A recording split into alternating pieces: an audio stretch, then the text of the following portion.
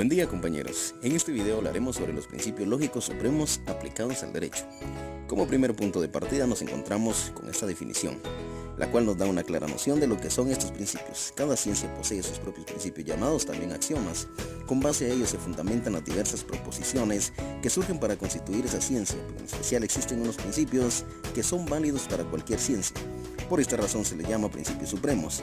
Los principios lógicos supremos aplicados al derecho son proposiciones universales, necesarias, evidentes y verdaderas. Los primeros principios o leyes que no necesitan demostración alguna y que son, como su nombre lo indica, el inicio de la búsqueda de pensamientos correctos y verdaderos en cualquier disciplina. Que estos existen 4 principios lógicos fundamentales aplicados al campo del derecho: el principio de identidad, el principio de no contradicción, el principio de tercio excluido y el principio de razón suficiente.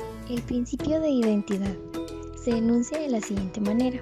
Este difiere en que un ser necesariamente es lo que es. Esto es una idea tan simple y tan universal que es difícil ponerla en palabras, pues es solo el hecho de que todo lo que existe de una forma en particular.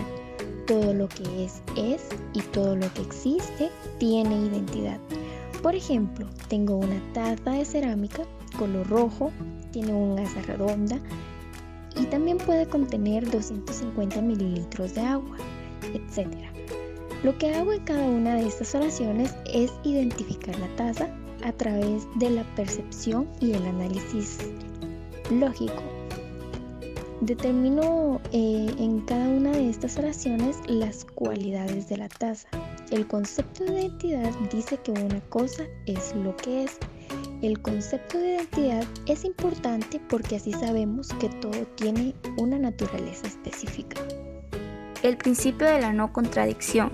El principio de no contradicción, a veces también llamado principio de contradicción, ley de la contradicción o ley de no contradicción, es un principio clásico de la lógica, la filosofía. El principio de no contradicción prohíbe, por así decirlo, la presencia de un enunciado contradictorio en una argumentación.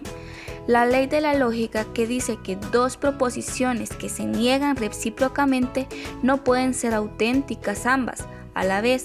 Aristóteles dio la primera formulación de dicha ley y lo consideró como el primer principio, pues de él surgen los demás. La ley de contradicción es el reflejo en el pensamiento de la determinación cualitativa de los objetos. El principio jurídico dice que dos normas del derecho contradictorias no pueden ser válidas ambas. Un acto no puede hallarse a la vez jurídicamente prohibido y jurídicamente permitido. No debe interpretarse como principio ontológico ni psicológico, sino normativo. En el ordenamiento jurídico pueden de hecho existir prescripciones contradictorias. La lógica no se pregunta cómo pensamos, sino cómo debemos pensar. La lógica debe enseñarnos el recto uso del entendimiento. Desde el punto de vista de la lógica, hay oposiciones contradictorias entre dos juicios cuando uno atribuye y el otro niega a un mismo objeto la misma terminación. Dos preceptos jurídicos se contradicen cuando en iguales circunstancias uno prohíbe y el otro permite a un sujeto la misma conducta. El conflicto se deriva de la oposición entre prohibición y el facultamiento, pues en lo demás las dos normas son iguales.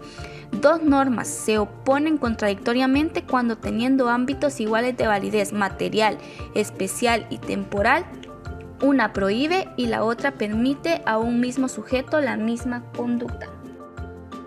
El principio tercer excluido. Este principio supremo, según los autores y estudiosos, han llegado a la conclusión que se formula el tercer excluido cuando existe una proposición y hay una versión que la afirma, pero por otro lado hay otra versión que la contradice. Es ahí donde una versión debe ser verdadera, y como su principio se titula, una tercera versión debe ser excluida. Pondremos un ejemplo. Diremos que Juanito es bueno. Esta proposición se afirma, pero por otro lado tenemos la negación diciendo Juanito no es bueno. Es ahí donde no existe otra tercera proposición diciendo Juanito es medio bueno y medio malo. El autor García lo define como a dos juicios opuestos contradictorios, mientras que el primero se afirma, y lo cual ambos no pueden ser verdaderos o ser negativos de igual manera. Finalmente tenemos el principio de razón suficiente. Este es un principio filosófico según el cual todo lo que ocurre tiene una razón suficiente para ser así y no de otra manera. O dicho en otras palabras, todo tiene una explicación suficiente.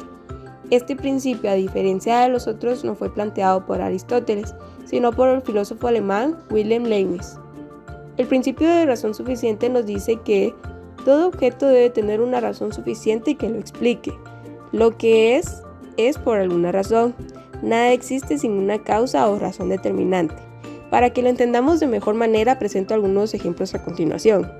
El primero es, la popularidad del fútbol tiene una razón, y esa razón la notamos al estudiar la historia de cómo ese deporte ganó afección en todo el mundo. Otro ejemplo puede ser, los sujetos caen al suelo por una razón, y esa razón la sabremos al estudiar la ley de la gravedad. Como conclusión podemos determinar que la lógica jurídica aplica con estricto rigor de razonabilidad en la búsqueda de la verdad, con la finalidad de esclarecer los hechos en virtud de la verdad, encaminando a resolver los problemas jurídicos que generalizan y determinan qué es sustancial como una herramienta objetiva del derecho, enfocando la lógica jurídica. Los principios de las ciencias son una serie de juicios en la que las ciencias se apoyan, ya que sin ellos sería imposible construir ciencia alguna. Son el punto de partida del pensamiento y no necesitan ser demostrados. Sabemos que en un principio es una ley o regla que se cumple y debe seguirse con cierto propósito, como consecuencia necesaria de algo o con el fin de lograr cierto propósito. Las leyes naturales son ejemplos de principios físicos, en matemáticas, lingüística y otros campos. También existen principios necesarios que se cumplen sin más o que deberían cumplirse si se pretende tener cierto estado de hechos. Los primeros principios son afirmaciones de validez universal y hacen posible el pensamiento. Y siempre recordemos que la justicia no sea como la serpiente, que solo pica al descalzo.